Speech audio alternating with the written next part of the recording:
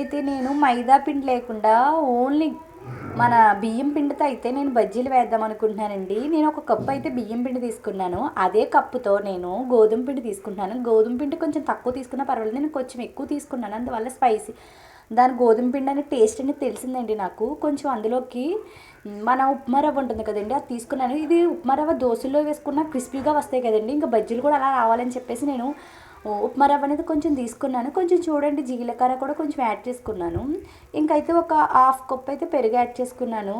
ఈ పిండి మొత్తం కలుపుకోవాలండి. కొంచెం వాటర్ వేసుకుంటూ మధ్య మధ్యలో యాడ్ చేసుకుంటూ వాటర్ కలుపుకోవాలి. నాకు పిండి కలిపేటప్పుడు వీడియో తీయడానికి అవ్వట్లేదు, అందువల్ల అయితే నేను కలిపేసాను. చూడండి, ఇది కొంచెం వాటర్ యాడ్ చేసుకుంటూ పిండి అంతా మొత్తం పర్ఫెక్ట్గా కలుపుకున్నాను. చూడండి ఎంత బాగా వస్తుందో. బజ్జీ వేసేటప్పుడు కొంచెం అలా పిండి అనేది సాగుతూ ఉంటే బజ్జీ అనేది గుల్లగా వస్తుందండి. ఇంకా ఫైనల్గా చూడండి, ఒక ఆనియన్ కట్ చేసుకున్నాను, ఒక పచ్చిమిరపకాయ, కొంచెం కరివేపాకు, కొత్తిమీర కూడా కట్ చేసుకున్నాను. ఇది మొత్తం ఇందులోకి యాడ్ చేస్తున్నానండి. ఇది మొత్తం ఇవిలా వేసుకోవడం వల్ల బజ్జీ తినేటప్పుడు టేస్ట్గా ఉంటుంది. చాలా కమ్మగా వచ్చేయండి రోజు మా బజ్జీలు అయితే. నాకు బజ్జీలు వేయడం అంటే చాలామంది గుండ్రంగా వేస్తారు కదండి, నాకు అలా వేయడం రావట్లేదండి. ఈసారి నేర్చుకోవాలి అది నేను, ఎందుకంటే చాలామంది పర్ఫెక్ట్గా వేస్తారండి గుండ్రంగా వచ్చేలాగా. కొంతమంది బూర్లు కూడా చాలామంది పర్ఫెక్ట్గా వేస్తారు చూడండి. కొంతమందికి అటు వంకర్లు వస్తూ ఉంటాయి, నాయి అలా వంకర్లు వస్తున్నాయండి. కానీ నేనైతే ఈ రోజు నా బజ్జీలు చాలా బాగున్నాయండి, చాలా బాగా వచ్చాయి. ఫస్ట్ టైం ట్రై చేసినా సరే చాలా సూపర్గా ఉన్నాయి రోజు నా బజ్జీలు అయితే. ఇంకా ఫైనల్గా అయితే నేను బజ్జీలు అనేది వేస్తున్నానంటే దోశలోకి. ఇంకా చూడండి ఎంత బాగా వస్తున్నాయంటే ఈరోజు మా బజ్జీలు సూపర్ వచ్చాయండి నాకు. ఇంకా దీంట్లోకి ఏం చట్నీ చేయాలని ఆలోచించుకుంటున్నాను. ఇంకైతే ఇందులోకి అయితే మన పెళ్ళిళ్ళ చట్నీ అయితే పర్ఫెక్ట్గా ఉంటుందండి. నేను ఎక్కువ పెళ్ళిళ్ళ చట్నీ ఎందుకు యూజ్ చేస్తానంటే, నేను చాలా వీడియోలో పెళ్ళిళ్ళ చట్నీ చేసుకుంటాను. పెళ్ళిళ్ళ చట్నీ చేయడం వల్ల పిల్లలకి చాలా మంచిదండి. పెళ్ళిళ్ళ చట్నీ అంటే అది అందులో మనకి ప్రోటీన్ అనేది ఎక్కువగా ఉంటుంది కదా. మా పిల్లలకి గుళ్ళపప్పు అనేది ఎక్కువ పెట్టను నేను, ఆ చట్నీయే చేయను సాధారణంగా మా ఇంట్లో.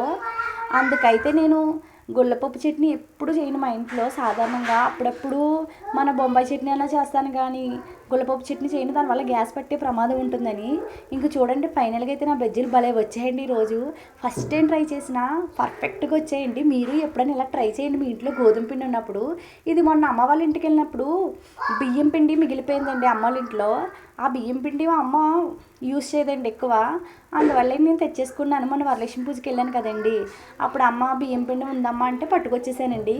ఇంక ఈ రోజు టిఫిన్లోకి అయితే ఏమీ లేదు కదా అని చెప్పేసి నేను ఇంక ఈ బియ్యం పిండితో అయితే బజ్జీలు వేసానండి. దానికి కాంబినేషన్ అయితే మన చట్నీ చేశానండి, పెళ్ళిళ్ళ చట్నీ చాలా బాగుంటుందండి. ఒకసారి మీరు కూడా చేయండి మీ పిల్లలకి. చూడండి ఫైనల్గా అయితే నా బజ్జీలు అయితే వచ్చేసాయండి, చాలా బాగున్నాయండి, చాలా రుచిగా కూడా ఉన్నాయి.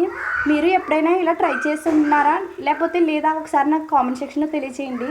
ట్రై చేయకపోతే ఒకసారి ట్రై చేయండి, చాలా బాగున్నాయి మా ఇంట్లో ఈరోజు బజ్జీలు అయితే. ఇంకా దాని కాంబినేషన్ పెళ్ళిళ్ళ చట్నీ. చూడండి పెళ్ళిళ్ళ చట్నీ కూడా పర్ఫెక్ట్గా వచ్చేసింది.